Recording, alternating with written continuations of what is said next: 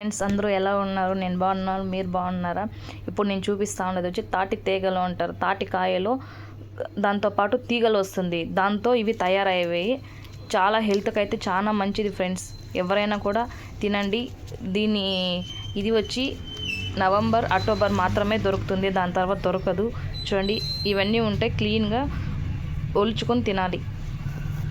ఇలా చూపిస్తాను నేను.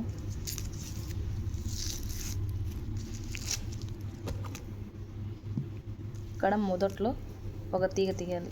చూడండి, ఇలా తీసేస్తే దీంతో ఒకటి ఉంటుంది. ఇది లేతగా ఉడికింటుంది, తింటే చాలా బాగుంటుంది.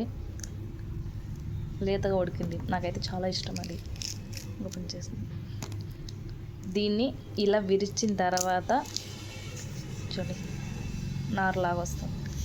దీన్ని తీసేసి ఇలా తింటే అంటే చాలా హెల్త్కి మంచిది. బట్ ఏజ్ అయిన వాళ్ళకి ఇంకా మోకాళ్ళ నొప్పులు అవన్నీ ఉంటాయి కదా, అవన్నీ కూడా కొద్దిగా తగ్గుతాయి.